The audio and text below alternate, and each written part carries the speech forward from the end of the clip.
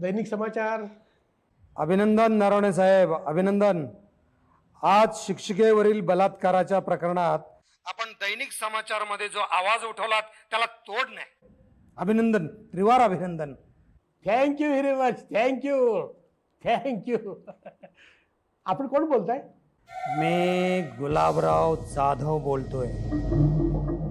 गुलाबराव जाधव? हो, मीच. आपण बोलत नाही नरवणे साहेब. नाही, मला जे काही म्हणायचंय ना ते मी मथळ्यामध्ये आणि अग्रलेखामध्ये म्हटलेलंच आहे. याच्यापेक्षा मला जास्ती काहीच म्हणायचं नाहीये. आवडला आपल्याला तुमचा हा धाडसी स्वभाव. आहे खरे स्वतंत्र बाण्याचे वृत्तपत्र. आणखीन एक गोष्ट मला काय आवडली बरं का नरवणे साहेब, तुम्ही माझ्या नावाचा उल्लेख करताना डगमगला नाहीत. कारण काय? कारण तुम्ही व्यक्तीला महत्व देत नाही, तुम्ही सत्याला महत्व देता, हो ना? अर्थात. पत्रकारिता अशीच निर्भीड, निपक्षपाती आणि मी काय म्हणतोय ते बरोबर आहे ना?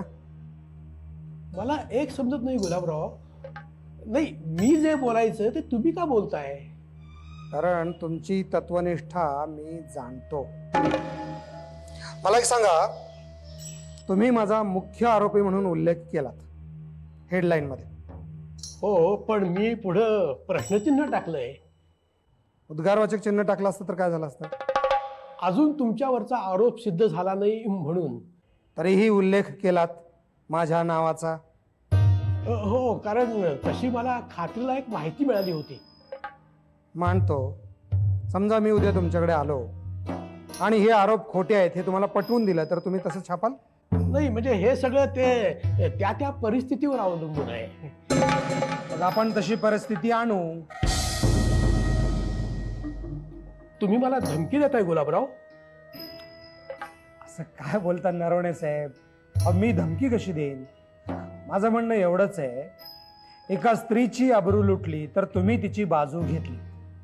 उद्या माझ्यासारख्या चारित्र्य संपन्न पुरुषाची आबरू उगीच कोणीतरी चव्हाट्यावर आणली तर तुम्ही ते छापाल का? नक्कीच गुलाबराव.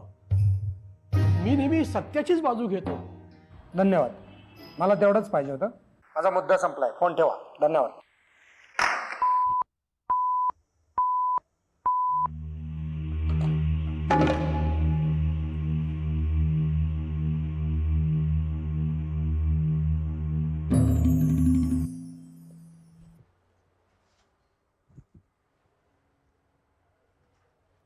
हाय डार्लिंग, काय कुठे बाहेर वगैरे निघालीस? हो, कुठे? जरा काम आहे. एवढं काय महत्वाचं काम आहे? काय ग, काय विचारतो मी?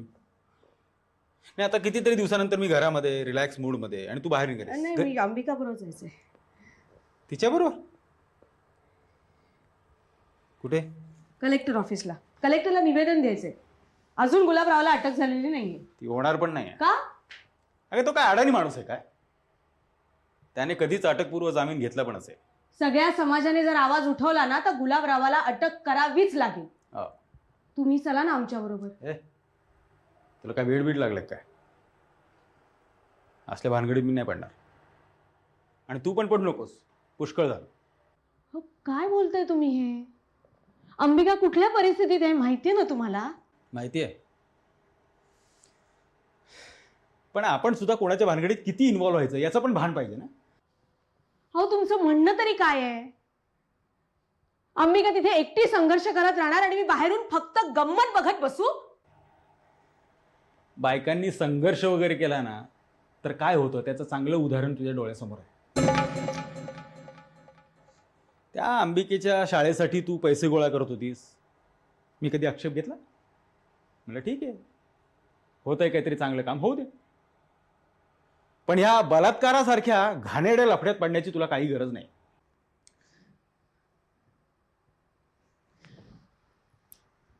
मी जाणार.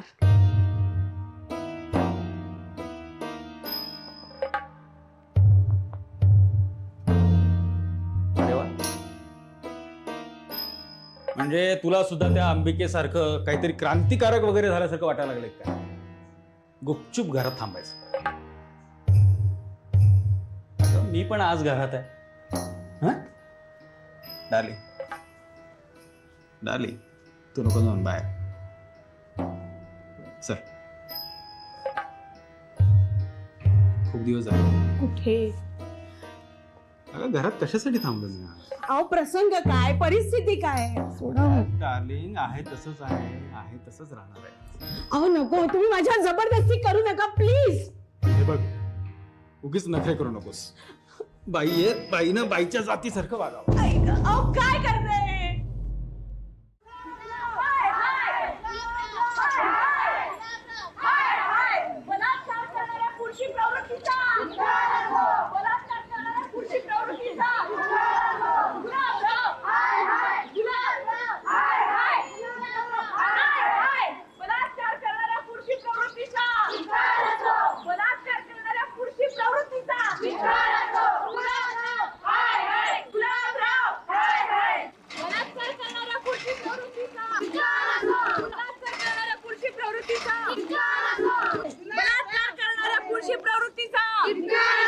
बलात्कार करणाऱ्या पुरुषी प्रवृत्तीचा गुलाबराव, गुलाबराव, मामलेदार, कलेक्टर, मामलेदार, कलेक्टर. हे बघा, मामलेदार ऑफिस मध्ये नाहीयेत. कलेक्टर साहेब बरोबर बाहेर गेलेत. पण त्यांनी आज कबूल केलं होतं की ते ऑफिसमध्ये उपस्थित राहतील म्हणून. गावातून मोर्चा काढायची परवानगी घेतली होती आम्ही. सगळं काही ठरलं होतं, मग ते ऑफिसमध्ये का नाही आले? बरोबर आहे तुमचं, पण त्यांना अचानक जावं लागलं. तुमचं जे काही निवेदन असेल ते देऊन ठेवा. कोणाला? माझ्याजवळ द्या, वाचतील ते नंतर. पण तुम्ही ते निवेदन कुठल्या अधिकारात स्वीकारणार आहात? हे बघा, आम्हाला हे निवेदन ऑफिशियली द्यायचंय, योग्य त्या अधिकारी व्यक्तीला. हे बघा बाई, निवेदन स्वीकारल्याची तुम्हाला पोच मिळेल. सही शिक्का अगदी सगळं व्यवस्थित मिळेल. प्रोसिजर प्रमाणे द्या, इकडे ते देऊन टाका.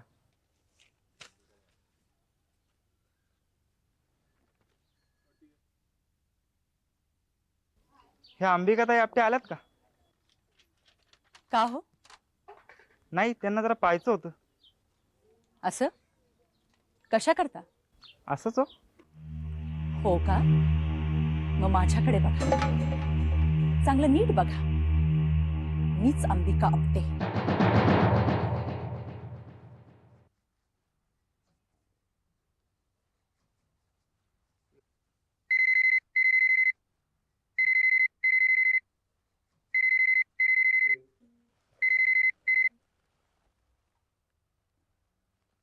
हा हा, लागला का? द्या द्या, जोडून द्या. हा, राम राम माऊली, राम राम. नमस्कार सुंदरराव, बोला. काय म्हणतोय तुमचा महाराष्ट्र? आता तुमच्या कृपेनं आहे तग धरून. म्हणजे कसं आहे साहेब, तुम्ही तिकडं महाराष्ट्राचे प्रश्न सोडवायला बघताय आणि इकडे आपली लोक प्रश्न वाढवायला बघतायत. मी समजलो नाही, काय झालं? आता काय बोलायचं साहेब, आपलेच दात आणि आपलेच ओठ. हे बघा सुंदरराव, उगाच कोड्यात बोलू नका, काय ते स्पष्ट बोला. अहो, पार्लमेंट सेशन चालू आहे, मला वेळ नाहीये. आपले वरिष्ठ नेते गुलाबरावजी जाधव. झालं का तुमचं नेहमीचं रडगाणं पुन्हा सुरू? हे बघा साहेब, आपण काय त्यांच्या विरोधात नाही. आता तुमचा आदेश मानून त्यांच्याशी जमवून घेतो का नाही आपण? हा, पण आता प्रश्न फक्त आमच्या पुरता मर्यादित राहिलेला नाहीये, अख्खा महाराष्ट्र पेटू शकतोय. काय बोलताय काय तुम्ही? साहेब, गुलाबराव जाधवानं बलात्कार केलाय, रेप केस, सगळीकडे बोंबाबोंब चालली आहे, पेपरातनं बातम्या छापून येत आहेत, मोर्चे निघतायत. आता फक्त जिल्हा पातळीवर गाजावाजा झालाय. उद्या परवा पुण्या मुंबईत बातम्या छापून येतील ना, तेव्हा आपल्या पक्षाचं नाक कापलं गेलं म्हणून समजा. काय, गुलाबरावानं बलात्कार केला? हा मग, तरी बरं ती पोरगी बामण आहे म्हणून ज्यादा बोंबाबोंब नाही झाली. पण समजा ती दलित नाही तर आदिवासी असती तर? पण हे खरं आहे की राजकीय खेळी आहे? आता पुन्हा आमच्यावर नका घसरू साहेब तुम्ही. राजकारण करतो आपण, पण एवढ्या खालच्या पातळीवर जाऊन राजकारण नाही करत. सुंदरराव, मी तुमच्यावर कुठे आरोप केला? जाऊ द्या साहेब, त्या गुलाबरावानं जिल्ह्यात काय वाटेल ते करायचं आणि तुम्ही त्याला पाठीशी घालायचं, याची सवय आहे आम्हाला. आता आमचं म्हणणं फक्त एकच आहे, आता बाय इलेक्शनला जेव्हा तुम्ही तिकीट द्याल तेव्हा 100 वेळा विचार करा. गुलाबरावाला जर का तिकीट दिलं तर ते अजिबात बरोबर व्हायचं नाही. गुलाबराव कायद्याच्या कचाट्यातून सुटूच शकत नाही. हो, आपल्याकडे पुरावे आहेत, आय विटनेस आहेत. हवं तर एखादा माफीचा साक्षीदार करून टाकू. आकाश पाताळ एक करायला लागलं तरी हरकत नाही. तुमची वकिलीतली सगळी बुद्धिमत्ता, ज्ञान जे काही असेल ते सगळं एकवटून ही केस लढवा. आम्हाला जर न्याय मिळणार नसेल अहो काय म्हणता गुरुजी? अहो तुम्हाला न्याय मिळणारच. पण एक मात्र आहे, आता कोर्टात जेव्हा केस उभी राहील तेव्हा अंबिका देवींना कोर्टात वारंवार उपस्थित राहावं लागेल. सर तपासणीच्या वेळी किंवा फेर तपासणीच्या वेळी आरोपींचे वकील त्यांना अनेक प्रश्न विचारतील आणि हे प्रश्न कोणतेही असतील, त्यांना उत्तर देताना एक स्त्री म्हणून. काणे साहेब, तुम्ही बिलकुल काळजी करू नका. कुठल्याही प्रकारच्या कितीही घाणेरड्या प्रश्नांना मी शांत डोक्याने उत्तर देईन. बघा, तुम्ही मला घाबरवताय की? नाही नाही, मी तुम्हाला पूर्वसूचना एवढ्यासाठी दिली की तुम्हाला मानसिक तयारी करता येईल. माझ्या मनाची पूर्ण तयारी आहे. Very good. म्हणजे आय होप सगळं तुमच्या मनासारखं होईल. हा, घोडा मैदान जवळच आहे.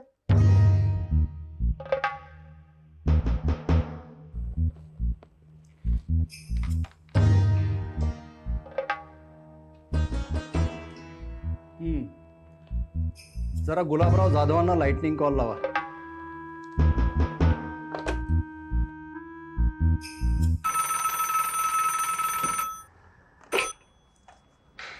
हॅलो, गुलाबराव जाधव बोलतोय.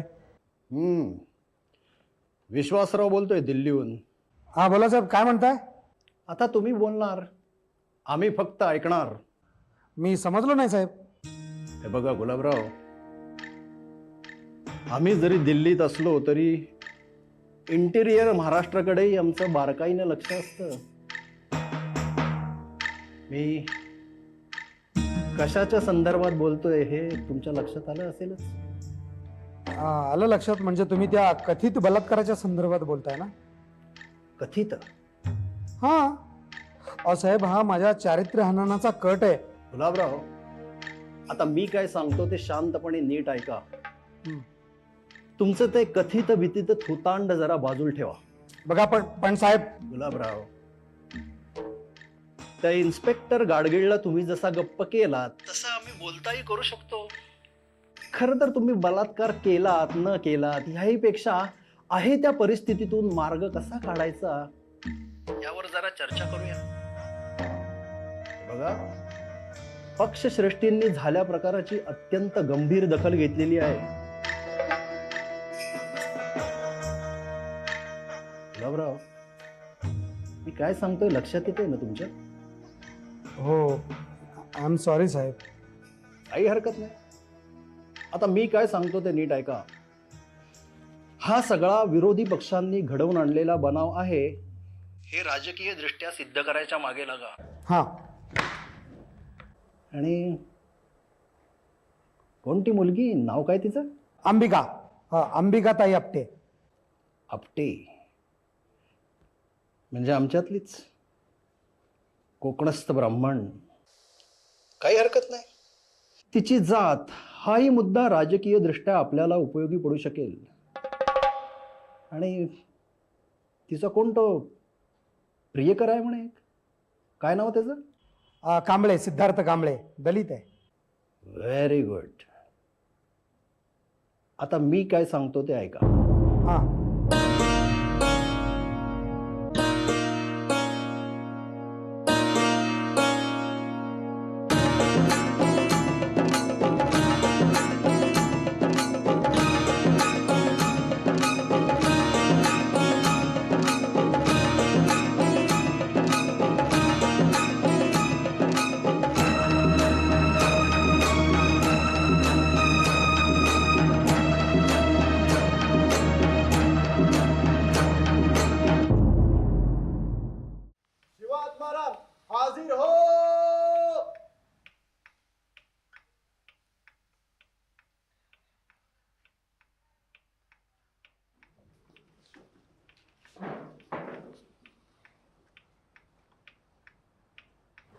गीतेवर हात ठेवून शपथ घ्या.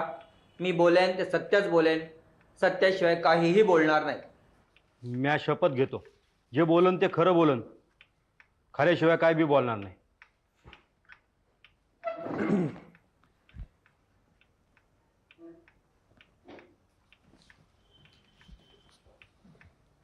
न्यायाधीश महाराज, फिर्यादी अंबिका देवी आपटे यांनी आमचे अशील माननीय गुलाबराव जाधव यांच्या चारित्र्य हननासाठी कुठल्या थरापर्यंत जाऊन कट रचलाय हे मी कोर्टासमोर आणू इच्छितो.